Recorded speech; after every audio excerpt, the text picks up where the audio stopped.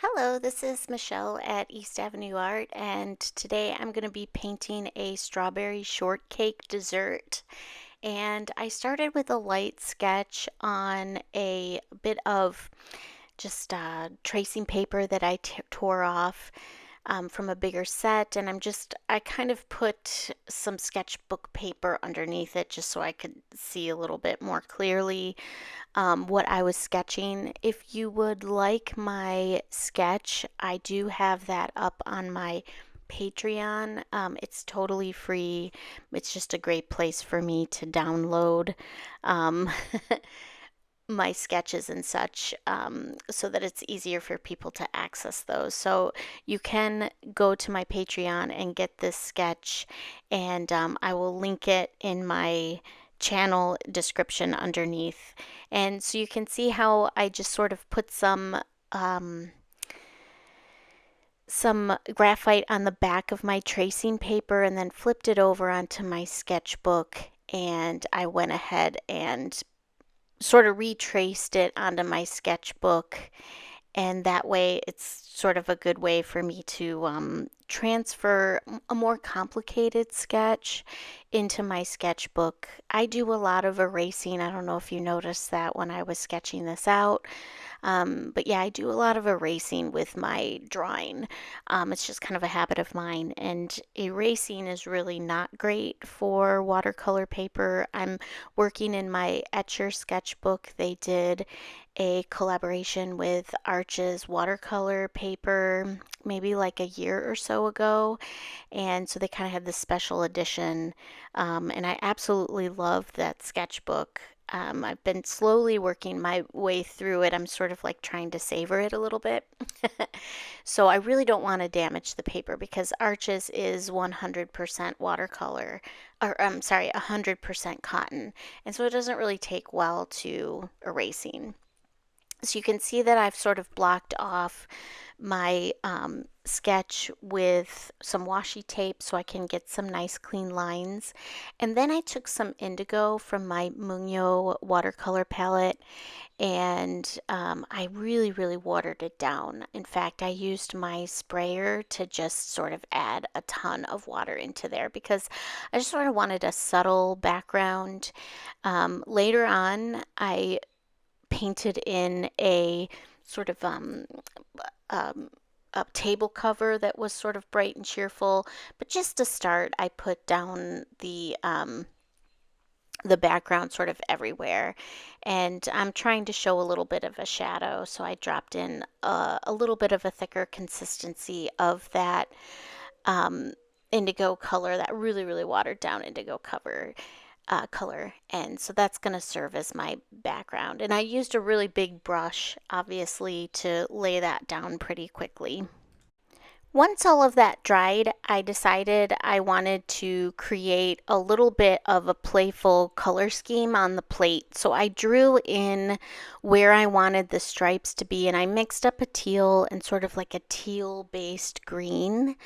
And this is something I'm trying to get better at, is to use like shadow and also shape to show curving lines, or like the curve of the plate. So some parts of the plate are higher and some parts, would show a little bit more of a shadow. So I'm trying to create that sense with I used this minty green and also the teal because I thought that they would be nice complementary colors for the red of the strawberry shortcake, but also I'm deciding as I go that I'm going to have sort of a pink and red tablecloth underneath. And so, just giving some thought to how your colors work together can really make your painting pop, I think. And sometimes like pull up a little bit on the color. You can see that I did that because I wanted it a little bit lighter. And what I'm going to do as well is add in a little bit of a shadow version of each of the colors. So the teal and the green are going to get a little bit of a shadow. And I achieve that by mixing in a little bit of brown and a little bit of the complementary color. So yeah, you can see I've got the plate, like the lip of the plate. I'm trying to create a shadow that would be slightly cast, and then there would be a slight shadow from um, the food itself, right? The strawberry shortcake. And so I'm trying to show all of those little bits of shadow on the plate itself to give it some depth. And I think to varying degrees it worked out. I just kind of kept playing with it as I went and trying to get a natural look to that shadow color. So you can see the lip of the plate, and you can also see where the strawberry shortcake itself would be casting a little bit of a shadow. So now that I've got all of that sort of first bit of paint down, I'm ready to turn my attention to the actual strawberry shortcake itself. So I wanted to mix up a bunch of different sort of like soft yellows. So I have kind of a base yellow that's kind of going to be like the golden parts, and then I'm mixing up some ochre and yellow, and then I mixed up some ochre and brown. Anything that's been baked, it's not typically, I mean, if you've pulled stuff out of the oven or, baked goods, they're never a very consistent color, right? And so you want to depict that with all of your various colors. So I also decided to put a little bit of white to get a more creamy yellow. I wanted to bring down that color a little bit. So I just sort of dab in. You can see with my brush, I'm just kind of dabbing there to get almost like that sort of uneven texture that you would see on a piece of shortcake. So I'm not like swiping the color on with the paint on with a brush. I'm sort of dabbling it. And I think that that's kind of mimicking a little bit more of what a baked good would look like. It's a very inconsistent texture, and I want to show that with each layer that I add of the color. So I start with my lightest, sort of this like golden yellow, and then I'm going to build up the color from there. So I did leave my pencil guidelines in there. Normally I would have erased those a little bit more. I don't like for my pencil marks to shine through. I did want to have a bit of a guide though for, areas where I would have thought it would have been a little bit sort of darker. I wanted to kind of indicate those as I was painting to myself. But usually I like to kind of erase a little bit more. But I thought it would be helpful for viewers to see those lines. And you can see I've got those lines on the whipped cream as well. So I mixed up a little bit of indigo, a little bit of purple, just very, very light. And you can see how watery it is. Now I started by wetting the area, and then my paint was so watery that you can see I'm having a little bit of trouble with this because it's like controlling where the paint goes, because when it's like already a wet surface and then it's extremely wet paint, you can see it's just kind of going all over the place. So I've been like dabbing in some of the paint and then mopping up.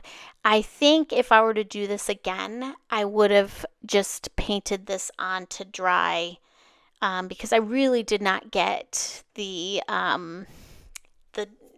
sort of differentiation that I was looking for as far as the shadows. Of course, nothing is really purely white, even though whipped cream we perceive as white. There's like shadows on it, and you can really show those shadows pretty well with like a purple or an indigo. And now it just looks like a little bit of purple. It's all very uniform, and I think that's because I did not do a super great job of differentiating because I got the whole area wet. I did wait for that to dry before I moved in with this darker bit of color. So I'm using the sort of the golden ochre that I mixed up. And so I'm adding in a new layer around the golden layer that I had already. And then in some places, I'm going into my sort of darker brown where you'd see the oven would leave a little bit more of a brown on the bottom as well as the top. And I also wanted to get a little bit of shadow into my biscuit there, the shortcake. And you could see I put a little bit of purple in with my yellow. So purple sits opposite the color yellow on the color wheel, and by adding a little bit of purple it creates a really nice shadow version of the color. And so you can see I'm just kind of going back and forth between all of my colors at this point and just seeing where it's leaving me because there's going to be a lot of different values on a baked good. That's the one thing to remember is like anytime something's baked, it's just never really baked fully evenly. I mean, evenly enough to eat, but it doesn't sort of look like a consistent color or texture at the top or inside. So that's where you see me kind of playing around with these three different colors. And I've sort of modified those colors at various points by adding in purple to get a little bit of a shadow. But it's really me sticking with these three colors throughout to achieve this little biscuit appearance. And so you could see I switched to a much smaller paintbrush, and I'm just again just dabbing in the color, right? I'm not swiping my brush so much as like tapping it in, just so I can get sort of like a nice baked good appeal look to it. Now I decided also to just kind of glaze that section a little bit to get it a little more golden. So I glazed that with a bit of yellow, and I just kind of keep going back between these colors and just playing around until I get the effect that I like. But I know that I definitely want to have shadows underneath where the whipped cream is. That would be casting a shadow, and it would also be casting a shadow. I've got a couple strawberries that I'm going to paint underneath that whipped cream, and those would be casting a shadow. So that's why you see those are like the darkest parts. And then on the bottom shortcake, I'm doing the same thing. I'm kind of adding in a shadow color there as well. And I made sure that my first layer on the whipped cream dried before I went in with a little bit of a thicker consistency of that purple and indigo paint, just to get a little bit of the folds and the inconsistency and the shadows that you would have on the whipped cream. And I'm going to do that on both layers, both the top layer and then also that middle layer. And of course, I'm going to have most of that darker purple concentrated underneath the strawberry and then underneath the part of the biscuit. And at this point, I'm mixing up a couple of different reds. So just sort of a pure base level red and then a deeper red, and you can see I mixed a little bit of brown into that deeper red, so that'll be a nice shadow. And I'm going to obviously start on the painting the strawberries, but of course I'll have to be careful that I wait to make sure that the whipped cream is dry before I go in with the red, because I don't want any of that red bleeding into my whipped cream. That wouldn't make sense. So I waited for a few minutes for it to all dry, and I'm going in with sort of my initial layer on the first strawberry on top there.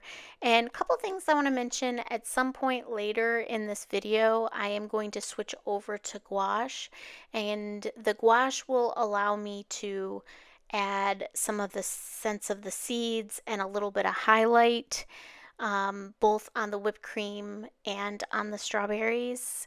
So that is sort of a real benefit of um, gouache, because it is like a thicker consistency than watercolor, so you can lighten up. I think lighten up existing watercolor paint, by painting over it, which you can't really do with watercolor. You can't really lighten watercolor because it's too it's too see-through. So you need something a little bit with more opacity. And you can go with either an acrylic gouache or a watercolor base gouache. I have a watercolor base gouache. I use those Himi Jelly Gouaches. I love that set. I just think it's super cute. So I've been really trying to use that up. And so I'll, bust that out a little bit later. But you can notice that red is such a tricky color to me because it bleeds. So, sometimes you can mop up a color, and if you didn't want it to be in a certain place and it was like it was never there. Like, I don't know if you've ever tried mopping up with like a clean damp brush. You can't really do that with red because it's very staining. It really stains the paper underneath it. But then at the same time, always the first layer of red looks very drab to me. So it's such a goofy color. It really frustrates me. And it takes a lot, I think, to get it right. And so you can see I'm even down where the sort of the strawberry shortcake, like liquidy part of the strawberry shortcake, like the sauce. I've already started to add in a little bit more red just because I'm frustrated. It shouldn't look so, I don't know, drab. So I've already kind of went in with a second layer just to kind of give it a little bit more of a pop. Hopefully you're also noticing as I'm painting in the reds how I think it looks really cool with that color on the plate. All of it kind of comes together really nicely. The other thing I'm doing is just sort of lightly putting in a little bit of red where the strawberry shortcake sauce maybe would be staining on the biscuit a little bit. And so I thought that was kind of a fun look. I find those little attention to detail things can elevate a painting. And just while I'm at it, I'm also painting the tops of the that strawberry there, the little leaves that would be at the top of the strawberry. And that's pretty straightforward. I will be adding a little bit of a shadow color onto those leaves once they dry. And I'll be building up that red on the strawberry, but I wanted to paint in the leaves just to kind of see a little bit more of the completed strawberry. Okay, so I also mixed up a little bit more of that red, and I'm going in with another layer of red just to brighten up that color. So like I said earlier, I just don't like the initial washes of red on any of my projects. I don't know. And it doesn't matter what brand of paints I'm using. I don't know if somebody has a brand that they really like that has a good red in it that they could recommend, that would be appreciated. But I am pretty loyal to my Mungyo paints. I've had those paints, probably this paint set, for gosh, like 3 or 4 years, and you can see it's really held up. I paint most weeks, and so it's lasted me quite a while, which I love about watercolor, especially high quality watercolors. And so you can see, yep, I'm adding a little bit more, and I'm blocking in on sort of the sauce part. I do want there to be chunks of strawberries in there, so I'm kind of blocking off where that would be by making a little bit of a thicker sort of, so it looks a little more solid. And I'm going to be playing around with that a little bit so that that looks like there's some chunks of strawberries in that sauce. And now I'm picking up that shadow red color that has a little bit of brown in it, and then I sort of dragged some of it over into the solid red. And I love how this top strawberry turned out because I really played around with the shadow color and having somewhat of an inconsistent color, so I sort of loved how that worked. Um, and so I'm trying to put shadow where I think the light would be hitting the strawberry area the least, and again, underneath where the strawberries are, underneath where the shortcake is, I would think there would be a little bit of a shadow. So you can see I'm just kind of like, experimenting out and seeing what I like as far as where those shadows would appear. So at this point, I added a little bit more of a watery indigo to build up the shadows again. So I did have some shadow color there initially, but as I've put in more dramatic, stronger colors, that sense of that shadow is sort of gone. And so I wanted to add that back in so it's a little bit more of a sense of 3D, that's a 3D plate and that the shortcake is sitting on the plate. So that's kind of what I'm going for there. And at this point, like I mentioned, I have my Himi 24 set of jelly gouache, and I'm using a palette knife to get those colors out so I don't mix my colors. But also, I've read that if you're using your paintbrush that's got water on it, sometimes you can introduce some organisms that cause the gouache to kind of mold. So I'm trying to keep the integrity of my gouache set. I've had this for about maybe 6 months, and so far so good. I'm doing all right with that, but yeah, so at this point I can recommend it, but yeah, I'm trying to baby it definitely with how I am going in and getting those colors. And then as soon as I'm done, I cover it up. So I absolutely love the fact that I can go in with a little bit of this yellow and add in the seeds that you would see on the strawberry, and it just goes right over the watercolor. Now, if I tried to do that with yellow watercolor paint, it just doesn't have the opacity to do it. So I really love the advantage that you get from using a little bit of gouache to sort of put finishing touches on a piece. There's a few times where I've used gouache pretty much exclusively, and I'm still kind of figuring out that aspect. I'm not as comfortable with it as the centerpiece as I am with watercolor. And I mixed up a little bit of white and the yellow just to kind of lighten up a few parts of my biscuit there, the shortcake biscuit, just to kind of differentiate between the layers that you would see in the biscuit.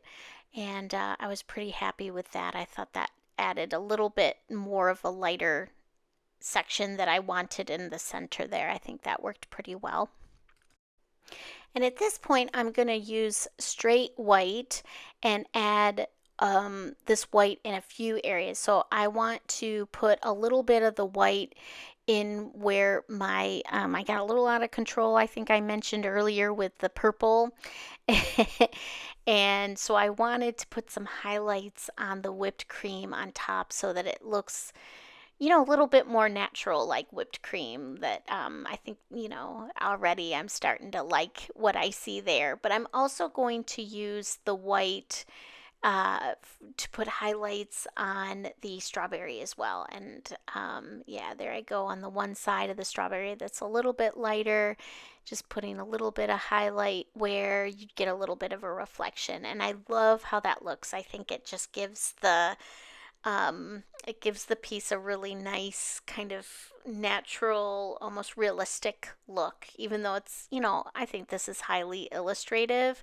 I like to have a little bit of bits of nods to realism, and I think doing like a little bit of a highlight gives you that. And like I mentioned earlier, I wanted to do the tablecloth sort of somewhat underneath the plate at an angle. And so I wanted to do it this kind of like peachy pink color. And I sort of just flew by the seat of my pants with this. So, but you really can see the power of gouache because it's just cutting right over that indigo color. And like it wasn't even there. And but you'll see I kind of flew a little bit by the seat of my pants as far as painting this because I changed what I was thinking. At first, I thought I was just going to have like a pink tablecloth underneath it. And then I decided to go for more of sort of like a plaid look to it. And then I just kind of kept going. I wasn't ever sure how it was going to end up until I decided I was done. So you can see I'm sort of trying to go really slow. But remember, I put that shadow underneath the plate, and I'm going to make sure that I consistently, even as I add other colors, I consistently keep that shadow that the plate would be casting onto the tablecloth. I wasn't super certain that this was straight, so I took out my ruler, and this is a nice little trick that you can use to make sure you get a little bit of straightness. And I did use the ruler throughout this painting because, at least of the tablecloth, because you can see I put down some lines for the first bit of check mark that I wanted, and then I also decided I thought it was too much of a salmony color to start. That base color, I didn't end up liking it. It looked like a salmon fillet to me. So I mixed up a little bit of a lighter color. Now, one way that I could have avoided that mistake, because this added some time and some extra materials, is if I had tested that color on a swatch of watercolor paper, because it does look different when you move from the palette to the paper. And also, I already had a little bit of indigo down, which might have affected that color, that base color. It was the first thing that I painted all over the canvas. So I think that also might have influenced the salmony color. And so, I lost a little bit of time, but, I was just enjoying myself. So this part ended up being actually really meditative and fun. So I didn't mind. I mean, I think all painting is fun and all of it is sort of meditative, but I really especially like doing sort of designs like this because it's just sort of playful and you're just playing around with the colors. And that's one of the things that I do to achieve the table effect, the table pattern effect, is that I just mixed up different reds, pinks, and just went with it and kept adding lines in different colors until I was happy with how it turned out. So I'm going to speed up and skip through some parts because you probably just don't need to hear me yakking that much. But I added a little bit of pink, or I'm sorry, green into my pink. And like I mentioned earlier, I want to make sure that I keep showing the shadow that my plate is going to cast on to my tablecloth. And one of the best ways to do that, sometimes people's first inclination is like, well, a shadow would be black, the darkest color that I have. And that's not really the case. I think a natural way to do that is to take the base color, so in this case it's pink, and well, what sits opposite that on the color wheel? Green. And by putting a little bit of green into that, I create a little bit of a shadow that actually looks like the original color, but it just looks like a shadow. Now, if I had just put like black or brown there, it just kind of would have not looked quite as natural. And so here's just a little bit more. Like I said, I could not decide what I wanted to do, so I just kept doing different stuff, putting horizontal stripes, changing up the colors until I was satisfied with how it looked. But one thing that I kept a reserve of was that shadow color for the tablecloth, because every time, so you see I put those little pinks in there, but eventually by the end of this painting, I'm going to put that shadow back over those pinks, those vertical pink lines that you see coming down right now. So I'm just gonna play around a little bit more with this and go from there. So I cut this part up and fast forwarded it just so you can kind of see what I was going for, but you can obviously set this up just how you'd like it, but this is how I wanted to do it. So yep, here's my final piece, and I hope you liked it. If you did, please hit like and subscribe, and thanks so much for watching.